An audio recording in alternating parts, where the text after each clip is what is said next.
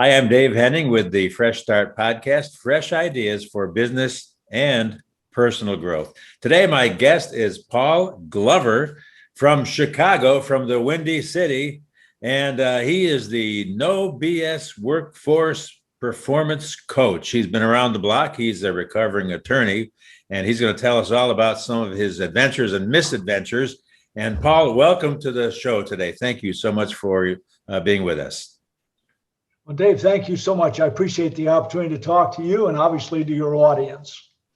You really have a different approach. And I think I had mentioned before the show that when I had to take myself off the air as a morning drive DJ, which was my dream job, and go into sales, my boss sent all the sales staff to go see Zig Ziglar. And I saw that guy for many, many years, all those speakers and his funny stories. But one of the speakers that caught my attention is Dan Kennedy, who always spoke last. And the reason I mentioned that is I had several of his No BS book series on marketing, and he was just had a crazy way of marketing to people. So anyway, you have a no BS approach to your clients, and that comes from your background and your experiences. Tell us about what happened. What happened, Paul?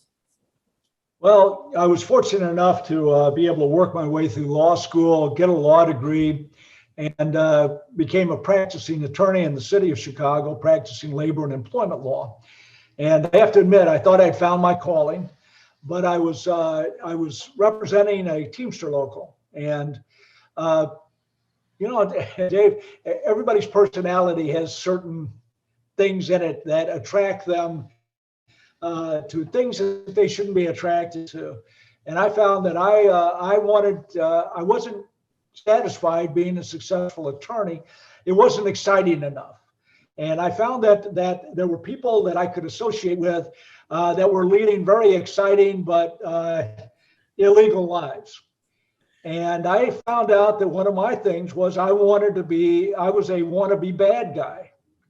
So I never actually crossed the line, but I engaged in activities that my associates thought were profitable for both of us, but violated the law. And in 1995, I was indicted with 33 counts of embezzlement, kickbacks, bribes, and threatening government witnesses. And at the end of 2 trials, I was convicted and sentenced to 7 years in federal prison. I served 5.5 years of that. I took my case to the Supreme Court from prison and got a sentence reduction. But I spent that 5.5 years doing 2 things. First, looking for ways to get revenge. I spent 2 years thinking about how I wanted to get revenge on the people who had testified against me and who I falsely believed had put me in prison. It was only after 2 years that by the way, I'm a slow learner. So after 2 years, the realization came to me that I put myself in prison.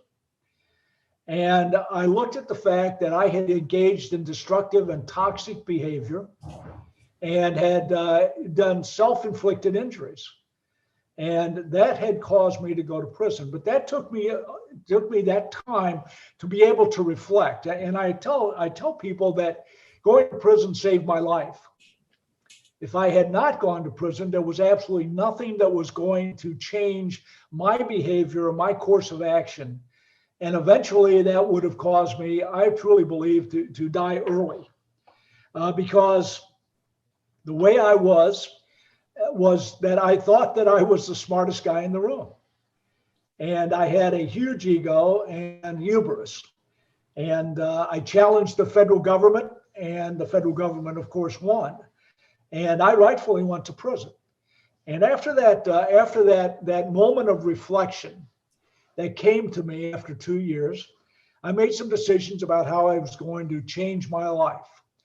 And I spent the last 3 years in prison examining my own weaknesses, my own blind spots, and recognizing what I had to do to be a better person, both for my family, but also as a professional. So when I got out of prison, I no longer could practice law, rightfully so. being a lawyer is a privilege. And being in charge of other people's freedom or their money, their lives is something is something that's granted to you as a privilege. And I had obviously received that privilege, but had then violated it. And it was interesting when I was sentenced, and I was sentenced by a judge who I had practiced law before. As I stood in front of him, he said, "Mr. Glover, you are a disgrace to the law profession, you're a disgrace to the labor movement, and you're one of the few people that if I could give them more time under the sentencing guidelines, I would." So that's how I was viewed, and rightfully so. So when I got out, I could no longer practice law, and I had to make a decision about what I was going to do with my life. And I came to the conclusion, and I think it's been proven out because I have developed a national coaching program, that I was capable of being a very effective coach for executives because I share a lot of their traits.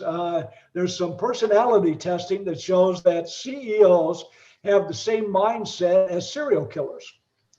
I believe it. They also believe they're the smartest person in the room. They don't think the rules apply to them. And they have people around them who never tell them they're wrong. So I looked at the opportunity to enter the coaching field with one aim in mind, first to help. I truly believe that coaches are supposed to help. But I also thought, because of my experience as a trial lawyer, I had developed a very keen and acute sense of recognizing bullshit. And I found that successful people are very good bullshitters. And they never want to reveal their weakness. And they cover that up either by deflection or showing their strength. And in the coaching process, to get better requires that you first acknowledge you have weaknesses, then discover what they are, and then make the decision that you're going to overcome them to improve. And one of the problems is that we, as leaders, often don't know we have blind spots. And we need someone to tell us what they are. And I decided that was going to be my approach to coaching, is that I was going to be the no BS workplace performance coach that would help executives recognize their weaknesses and their blind spots, and then put together a course of action that would be aimed at improving them as leaders. It absolutely worked well. Second, the experience of prison gave me a lot of insights, because clearly it was all about recognizing my responsibility for the self-inflicted wounds, injuries. And often as a leader, you refuse to do that. You have refused to accept the situation that you have created that is causing the dysfunction, causing the chaos. And you need to come to that conclusion also. So with those two items, the prison experience and the lawyer experience, I put together a program that's been very effective.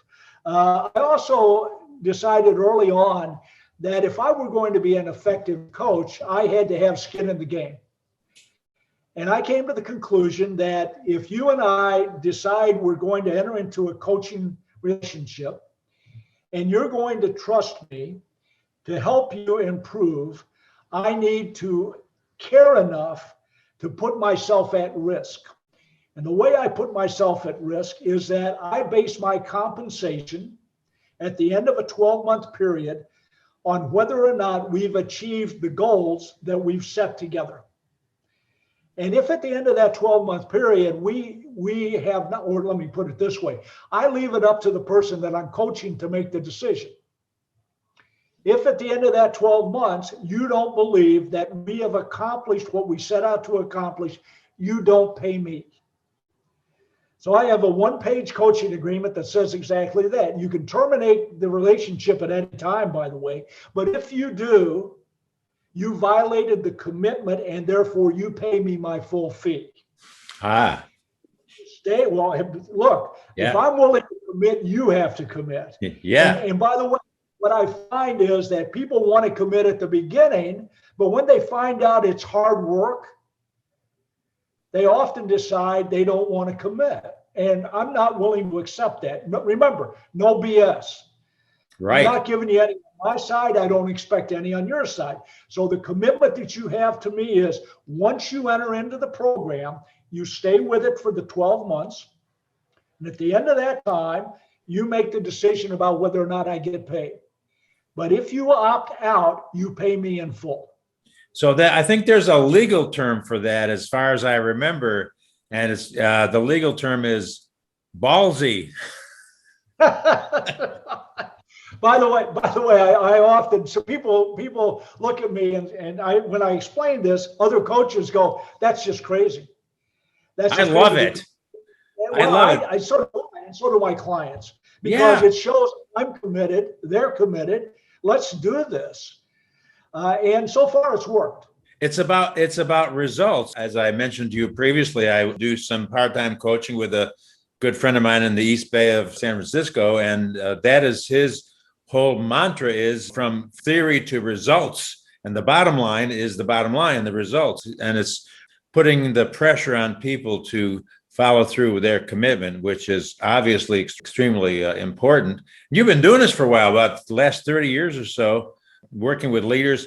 Yeah, I just think of that create that I loved. I think I watched it 2 or 3 times. Ford versus Ferrari with Carroll Shelby and that obnoxious Henry Ford the third or second or with the douche. That's what he was, the second. So did I say douche or did I say douche or deuce?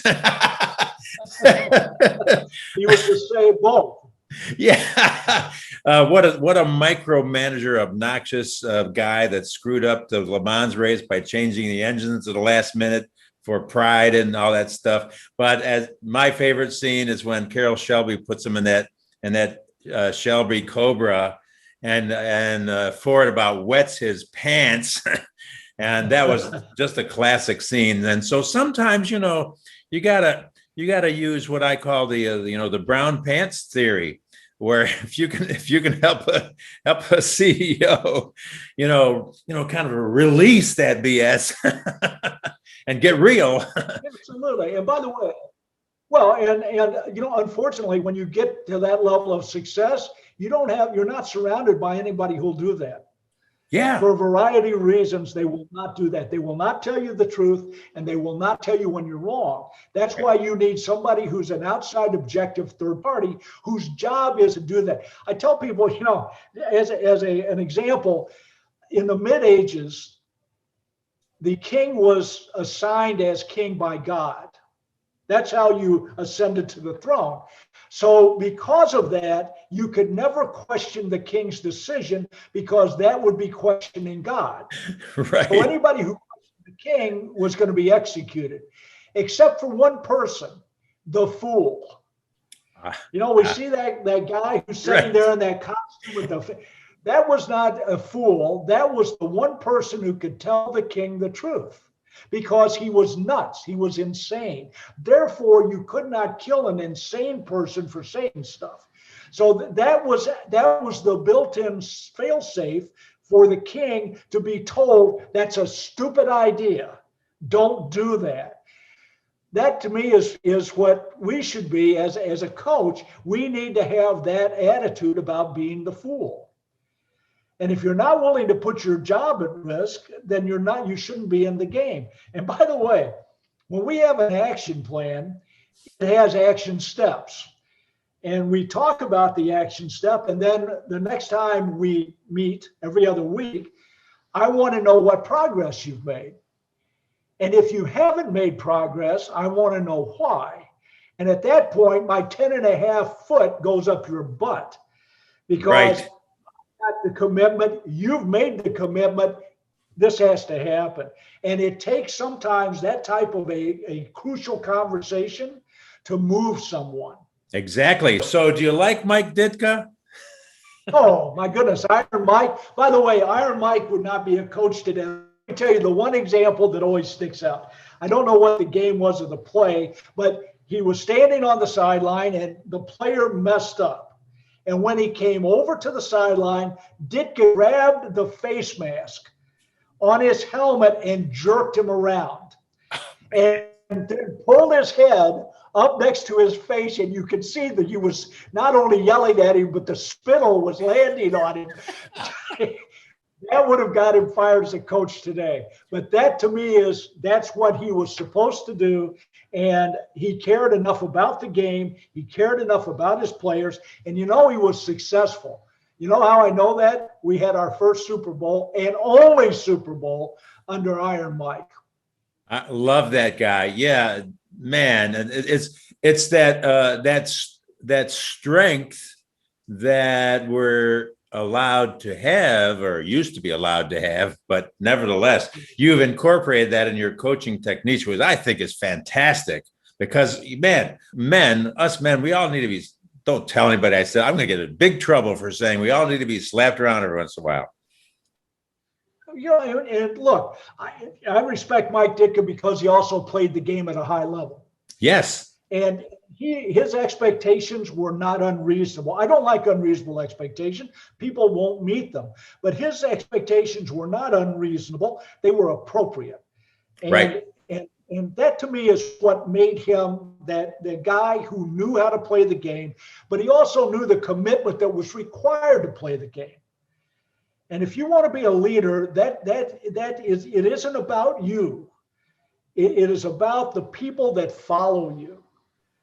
That's right. And if you get yourself in front of them and you lead, that's fantastic. But when you put yourself in front of them and decide it's about you, not them, that's when you need to be removed. That's a problem for sure. So yeah, that's why he was the no BS coach. And my good friend John Maxwell always puts it this way: if you think you're a leader and nobody's following you, then you're just out taking a walk. I appreciate that. I really do. I think it's true. And it's always interesting because I tell the leaders every once in a while, look behind you. Because where are they? Are they close? Are they far away? I mean, because leaders have that tendency, but we have a vision. We're moving forward. I'm looking at the future. Every once in a while, look around to see if anybody else is following you. I love that. I think it's absolutely appropriate. And the senior management is hiding in the men's room or something. I don't know, but the old thing about everybody had their yes men. It was like, yes sir, like all the senior staff. Oh yes, sir. Absolutely. Doesn't work. And by the way, when you were talking about Ford versus Ferrari, that's exactly what he was surrounded with people who were stuck in the status quo, were not bold enough to break out of that, and wouldn't tell him what he needed to hear. That's right. Exactly. Yeah. So if it makes you feel any better about your situation from your criminal past, my name is Marino. Oh, all right then. But, hey, we're not going to talk about anything. Forget about it. I understand. So anyway, it's been a journey for me. It's not over. And obviously, I'm enjoying what I'm doing. I think I'm making a difference. And I appreciate that. And I've got a lot, one of the things that I lacked before going to prison was gratitude. Yeah. I was not grateful for everything that had been given to me. And I truly believe it was given to me. It's not that you don't put the effort into it, but the reality is if you're not given the opportunity, I don't care how much effort you try to put into it, it's not going to work. I was given every opportunity and I decided to squander it. So I have developed a much deeper sense of gratitude for the good things in my life. And that to me is something that we often forget about. So, I've got all sorts of rituals. I believe in rituals. And one of my rituals is every day it's 5:00 when I go to Starbucks to get my coffee, I do my gratitudes. And the nice thing about gratitudes is first, it does make you grateful, but also it will make you humble. Absolutely. I need to remain humble because I have a tendency not to be. So if anything came out of social distancing, quarantine, being out of touch with the world for over a year is that I had to learn to be grateful for everything, every big thing, every little thing, and receive that with grace, like you were saying. But here we are. Here we are. It's a new century, and I bring up these old TV commercials like John Cameron Swayze, Timex watches. We're these old guys. We actually know what that commercial says. Take a licking and keep on ticking. That's correct. That's us. That's us old guys. Well, but you know what? You don't want to discard your past. You just want to use it as a valuable thing. One of the things Frank Sinatra said, he said, "Don't hide your scars. You've earned them." Yeah. And I truly believe that that's a part of who you are. And why, I came out of prison, and I have to admit, the first thing that you try to do is you don't want people to know. Yeah. And my wife and I had that discussion about there's Google. And you can't run away from your past, right? It's right there. So I say, listen, you embrace your past. That doesn't mean you have to stay in it. You don't live in it, but you embrace your past because it is a part of who you are. Use it to make yourself better. By the way, I would never profess to be a life coach. It is. Oh no, that's a big generic. Exactly. Yeah, that's correct. I'm aimed at reliable processes that generate a good solution, a good results. And unfortunately, I see life coaching as being just too soft and fuzzy for me. I'm not sure that it serves a purpose. If it makes you feel good, that's fine. But something, I just don't. It's not what I gravitate towards. And so, this concept of performance coaching is really where I think you get to apply the lessons of life in the workplace, in the profession. I understand. Let's move out of that completely different perspective. I like to stay in the boundaries of the workplace. Yeah, and you wrote a book. You're the author of WorkQuake, which sounds like earthquake. So what is this work? What's that all about? Well, I think that we're getting a huge taste of what my book foresaw, that we're in a transition between the old way and the new way, the industrial age mindset for management and work, moving towards something else.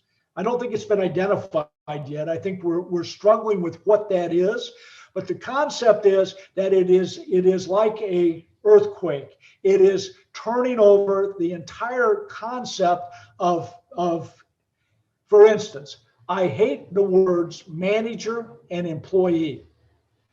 No one wants to be managed and no one wants to be an employee. We've got to look at our terminology and say, is that the relationship we want in the workplace? And I don't believe it is. We say the magic words, engagement. And I go, if you want an engagement, by the way, Gallup's polls show over 2/3 of the workforce is not engaged. So, Paul, you were talking about the fact that we're no longer really in the industrial age. We've moved into the information age. Your WorkQuake book is really all about the change that has taken place. And one of the interesting things that you are talking about is the fact that the Gallup poll says that 2/3 of the workforce are not engaged, and that people don't like the old terminology from the industrial age, manager and employee. Let's talk a little bit more about that. Sure. Well, first, I guess it was interesting when Gallup did the latest engagement poll. They actually celebrated the fact that 30% of the workforce was engaged, and it struck me as an attempt to put lipstick on a pig, because right, 2/3 of the workforce is not engaged, and I think it's even worse than that. I actually, because of the experience I've had doing coaching and understanding the the teams that work for executives, I really believe that it's not just a question of being unengaged or engaged, but you have to be committed. And I think that that's where we missed the boat with leadership, because leadership is not about getting commitment from any portion of the workforce.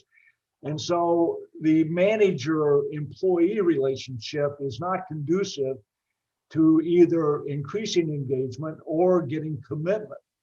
And you have to look at that relationship and go, that is a carryover from the industrial age. I really believe that the modern office is very much like the old assembly line. And managers are exactly that, to make sure that employees are in their seats, but in the seat, doing a certain amount of work without any attempt to actually do the improvement process or the engagement process. And I think it was very interesting as we went to remote work for office workers. And by the way, the workforce right now is 40% office. And so the pandemic forced 40% of the workforce to work from home. And now there's, of course, a big push for everybody to go back to the workplace. But during that period of time, I was startled by how many companies actually put monitoring devices on the computers, the work computers that were being used by the employees, so that they can monitor them to make sure they were working. And see, that the problem with that is we still have the industrial mindset about we're paying for pieces. Piecework. We want so many pieces per hour so that we can justify the expense that we're paying for employees. And the reality is we should be focused on outcome.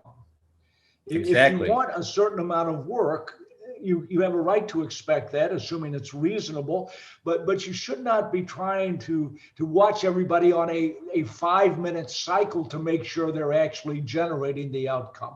The outcome is what it is. But we're still at that level of where we don't trust. There is no trust between manager and employee. That has to change. Without that trust, there can be no relationship. Without the relationship, you don't get engagement. Without engagement, you don't get discretionary effort, and you don't get the additional productivity and profitability. Again, I wish I could tell you, Dave, that I was coming up with something so original that it was startling. Because you and I this would be the last time we'd ever talk. I would be buying an island off the coast of Tahiti. That everybody knows this equation. We all say the words, but we don't mean it. We still don't have a level of trust that allows us to have the relationships necessary for engagement. Until that changes, there will not be additional engagement, and therefore there will not be the increase in production and performance that everyone in every executive I talk to says they are striving for. So I suggest that first we change the terminology. No one wants to be managed, and no one wants to be an employee. I think that obviously you need to go to a different style of supervision. Instead of being a manager, you need to accept the fact that your job is to coach.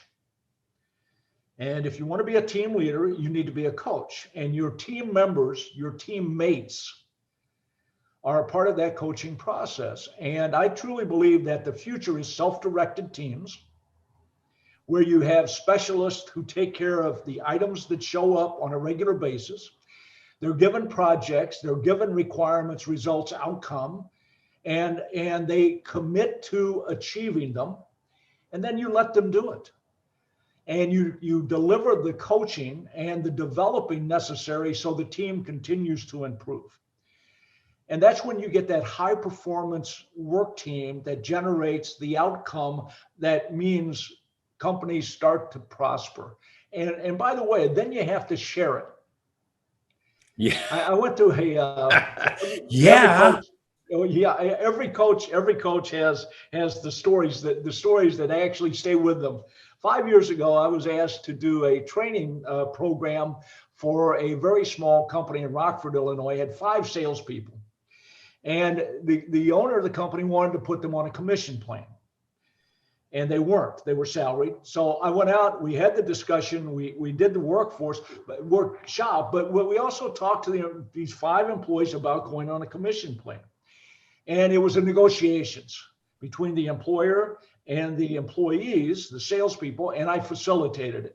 And we came up with a program that was acceptable to both sides, commission-based from this point forward. And it basically came out to be this. For every dollar that was generated in profit, the employer kept 90 cents and the group kept 10 cents. A year later, I got a call from the employer. And he said, I want you to come out and do another workshop. And I said, fantastic. The 5 guys really, we'll talk development this time. He said, well, those 5 guys are gone. What? He said, I had to fire them. I said, you fired them? I said, why? Now we both know the answer. Why? Because they were making too much money. Yes, I knew that was coming. I said, and by the way, that just pissed me off. I was like, all right, first you agreed to this. Second, for every dollar of profit, you're getting 90 cents, they're getting 10, and they were making too much money. I said, so let me tell you something, that the word terminate does not mean they're dead. It just means you got rid of them. I said, let me tell you what they're doing as we speak. They have gone to your competition, all 5 of them, and they've said, sign us up and we'll help you put this guy out of business. Exactly what they did. They just about drove him to bankruptcy because first they took every customer that could get a hold of obviously they took away from him. But that mindset about an employee can be so good, they're too good. That's got to stop here. It is amazing to me that we still look at that and we don't understand the value of the employee who's generating the revenue. So we need to go through it. And I'm hoping and let me tell you that thank God the pandemic's over, but I would suggest to you that it didn't last long enough in the area of changing the dynamics of the workplace.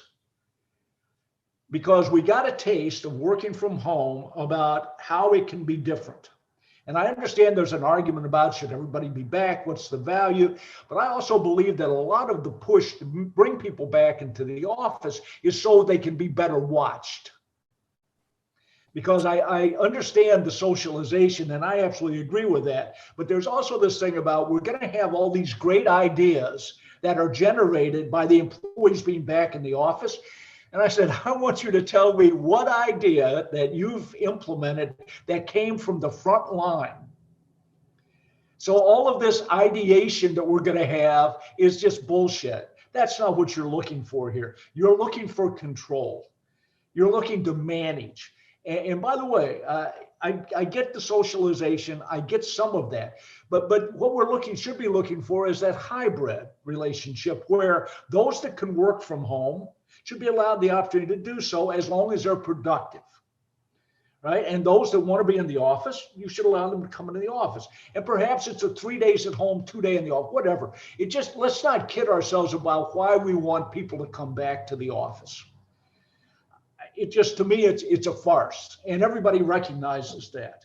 So again, we're in the transition, and I do believe that the modern workforce will not tolerate being managed anymore.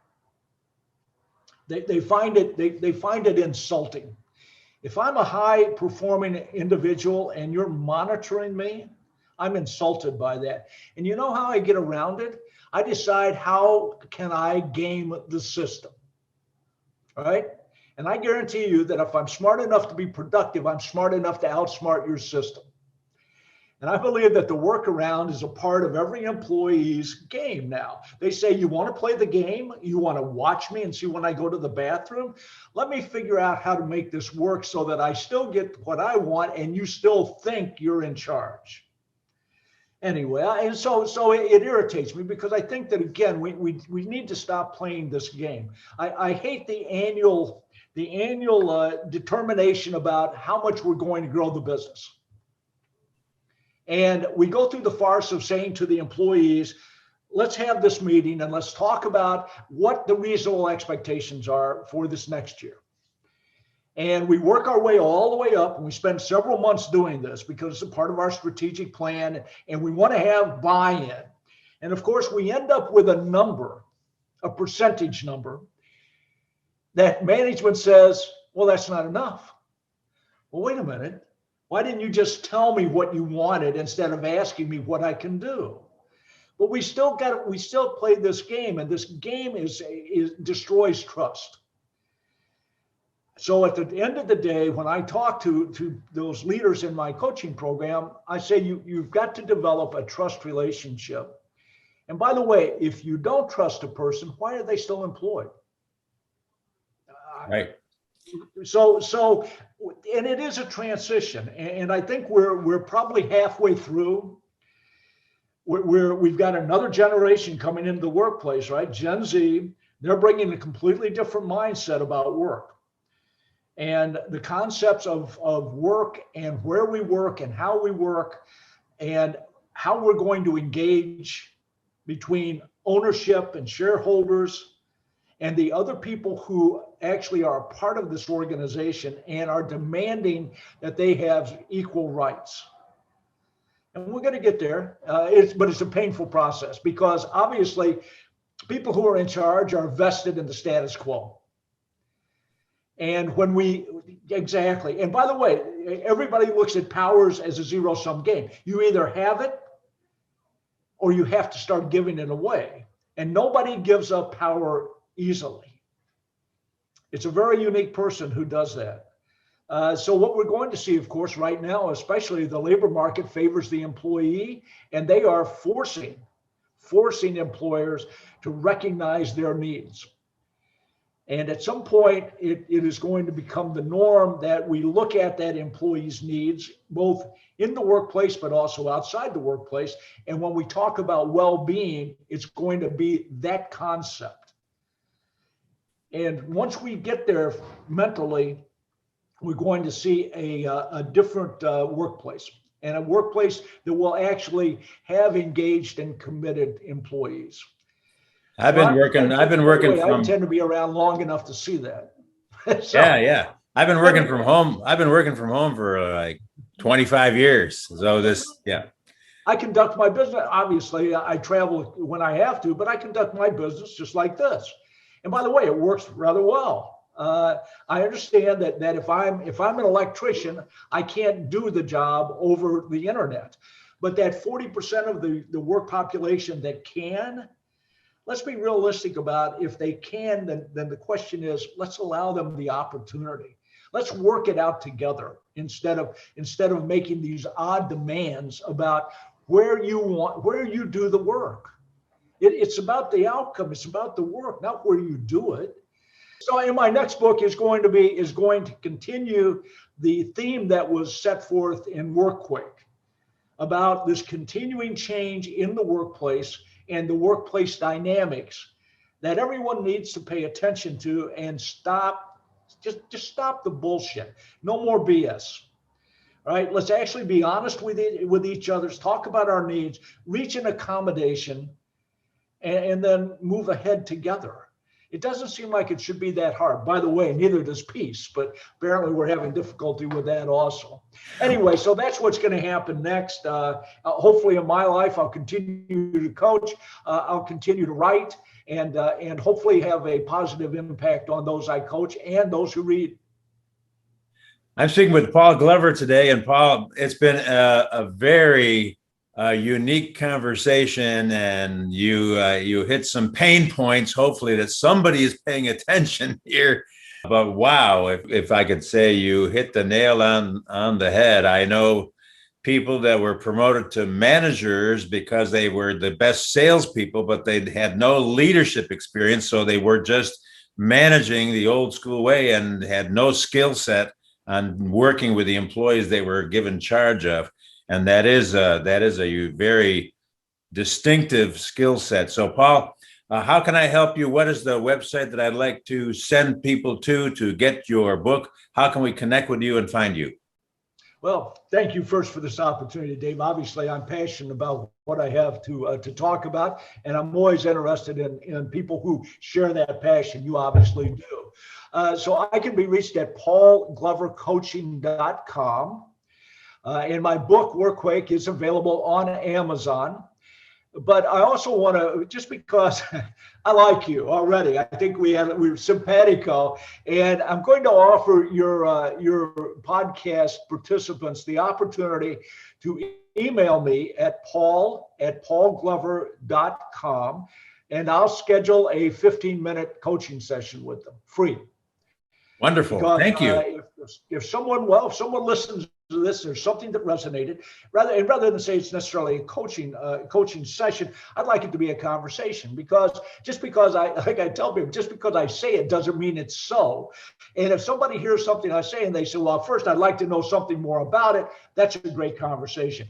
But what I like even better is someone who says, for somebody who says that the no BS workplace performance coach, you're full of bullshit. And I love that conversation, because if I am like anybody else, I need to be called out on it. So I'm more than happy to have that conversation also. So Dave, that's how you can help me. And if you've listened to any of my podcasts, my last question is always the same question. What was your very first job when you were a kid? Wow. My very first job was when I was in high school, and my mother was a waitress, and I worked at the restaurant that she waitressed at in the mornings before I went to school, cleaning up the bar. So all of the empty bottles and then sweeping it and washing the floor down. So that all took place, of course. Nobody waited around afterwards. So that was my first job. Okay. We can talk further about that. I had a similar job in Boston in college, throwing out liquor bottles. Exactly. That's what it was. I tell people that's where I made my decision not to drink. Excellent choice, by the way. You're right. Absolutely. Well, Paul, thank you so much. It's been a delight, and we will blast this out to our audience and all of our friends. And I appreciate you, man. This has been a really excellent conversation. Thank you so much for being here. Thank you much, Dave, and enjoy a wonderful Memorial Day holiday. Thank you.